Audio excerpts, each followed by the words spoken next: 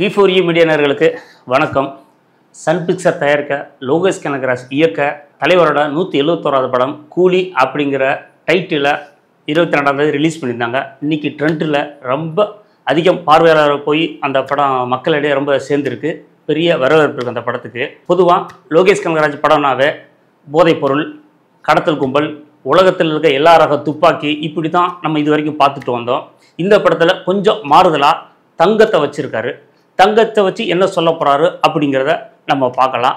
அதை தாண்டி வெளிநாட்டு கரன்சி தலைவர் படுக்கும்போது அவரை சுற்றி வெளிநாட்டு கரன்சிகள் நிறையா இருக்கும். ஸோ அதுலேயும் இந்த தங்கம் வெளிநாட்டோட தான், இல்லை இந்த கரன்சியெல்லாம் வெளிநாட்டிலேருந்து எப்படி தொடர்பு, இதோட விளக்கமெல்லாம் நம்ம திரையில் பார்த்துக்கலாம்.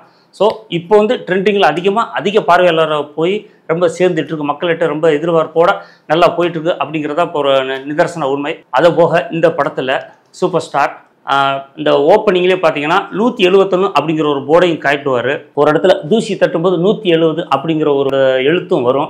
ஸோ 171 முடித்து 171க்கு போகிறேன் அப்படிங்கிறத ரசிகர்களுக்கு இது தெரியப்படுத்துகிற மாதிரி இருக்குது அப்படிங்கிறது என்னோட பார்வையாக நான் எடுத்துக்கிறேன். அதை தாண்டி இந்த கூலி அப்படிங்கிற டைட்டிலுக்கு சில ஊடகங்கள் ஒரு சின்ன கமெண்ட் போட்டிருந்தாங்க. அதாவது எதிர்வினை மாதிரி, இது ஏற்கனவே அமிதாப் பச்சன் நடிச்சிட்டாரு, இவர் சரத்குமார் நடிச்சிட்டாரு அப்படிங்கிற விஷயத்த சொன்னாங்க. ரஜினி சார் படத்தை பொறுத்த வரைக்கும் அந்த டைட்டிலுக்கு ஒரு எதிர்ப்பு மாதிரி, ஒரு அதிர்வலை மாதிரி வர்றது புதுசு இல்லை. ஏற்கனவே அண்ணாமலை படத்துக்கு வந்தது. ஏன்னா அண்ணாமலை ஒரு மாதிரி சொன்னாங்க. அதுக்கப்புறம் படம் வரும்போது தான் ஒரு சொடக்கு போட்டு சொல்லுவார். அந்த அண்ணாமலைங்கிற வார்த்தைக்கு ஒரு கௌரவத்தை உண்டு பண்ணார். அதுக்கு அடுத்ததாக அருணாச்சலம் படத்துக்கும் அதே மாதிரி தான் சொல்லிட்டு இருந்தாங்க. அப்புறம் அருணாச்சலம் படம் வந்த பிறகு தான் அந்த அருணாச்சலம் அப்புறம் வார்த்தைக்கு ஒரு கம்பீரம் வந்தது. அதேமாதிரி படையப்பாங்கிற படத்துக்கு இருந்தது. அப்போ கூட அந்த படம் ரிலீஸ் ஆன பிறகு 6 படையப்பன் அப்படின்னு ஒரு முருகன் பேரை குறியிட்டவொடனே எதிர்த்தவங்கலாம் மௌனமாக இருந்தாங்க. ஸோ இது மாதிரி இன்றைக்கி நேரத்தில் எப்போவுமே வர ஒரு விஷயந்தான். ஆனால் அதை தாண்டி அவர் ஒவ்வொரு இடத்துலையும் அந்த எதிர்ப்புகளை மீறி இன்றைக்கி வந்துட்டுருக்காரு, முதலிடத்தில் இருக்கார் அப்படிங்கிறதா உண்மை. இந்த படத்தில் நம்ம எதிர்பார்க்காத சில விஷயங்கள் இருக்கும், யூகங்களும் நிறையா இருக்குது. வெளியில் மற்ற ஊடகங்கள்லாம் அவர் நிறையா பேரை மென்ஷன் பண்ணி போட்டிருந்தாங்க. நம்ம எதுவும் உறுதியில்லாத சொல்லக்கூடாது. அப்படி நீங்கள் இந்த படத்தில் வேறு யாரெல்லாம் இருப்பாங்க அப்படிங்கிற எதிர்பார்ப்பு இருந்துச்சுன்னா கமெண்ட் பாக்ஸில் போடுங்க. உங்களோட நாங்களும் தெரிஞ்சுக்கிறோம்.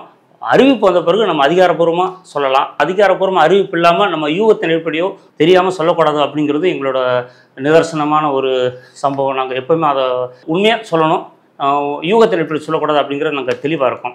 அதுபோக இந்த படத்தில் அப்பாவும் தாத்தாவும் வந்தார்கள் போனார்கள், தப்பென்ன சரியென்ன எப்போதும் விளையாடு அப்படிங்கிற ஒரு வார்த்தையை சொல்லியிருப்பார். இது ஏற்கனவே நினைத்தாலே இனிக்கும் படத்தில் சம்போ சிவசம்போ அந்த பாட்டோட வர்ற வரி தான் இருந்தது. இதில் இவர் இந்த வார்த்தையை சில படங்களை உபயோகிச்சிருக்காரு, அது இதுலேயும் உபயோகிச்சிருக்காரு அப்படிங்கிறதா உண்மை. ஆனால் ஒவ்வொரு படத்துலையும் வேறு ஆங்கிளில் வேறு ஸ்டைலில் சொல்லியிருப்பார். அதில் ஒரு பாடலாக வரும்.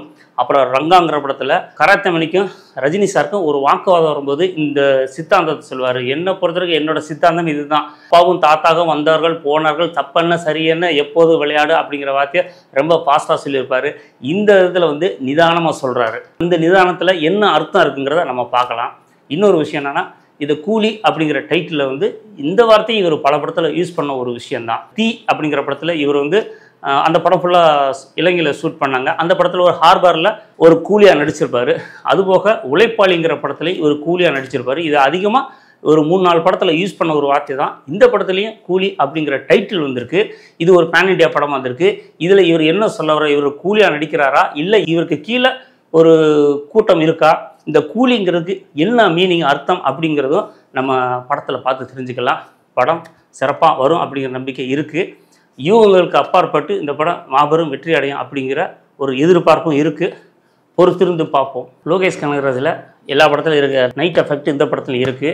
அவரோட படத்தில் உணவு, அந்த பிரியாணி விதவிதமான உணவுங்கிறது தவறாமல் வரும். அது இதுலையும் கண்டிப்பாக இருக்கும் நம்புகிறேன். அதை தாண்டி விக்ரமில் ஒரு வார்த்தை சொல்லியிருப்பாங்க, ஆரம்பிக்கலாமா அப்படிங்கிறது அந்த படத்தோட ரொம்ப ஹைலைட்டாக அன்னைக்கு ட்ரெண்டிங்கில் வந்தது. அதே மாதிரி இதில் தலைவர் முடிச்சிடலாம் அப்படின்னு ஒரு வார்த்தை சொல்லார். ஃபோன் போகிறோம், என்ன முடிச்சிட்டிங்களா அப்படின்னு வரும். அழகாக ஒரு எப்பவும் போல் அவருக்கே உரிய ஸ்டைலில் சிரிச்சுட்டு முடிச்சிடலாம் அப்படிங்கிற ஒரு வார்த்தை சொல்லுவார். ஸோ இது இப்போ ட்ரெண்டிங்கில் அதிகமாக போய்ட்டுருக்கு. படம் வெளியான பிறகு இதுதான் அதிக ட்ரெண்டிங்கில் இருக்கும் அப்படிங்கிறது என்னோட கருத்து.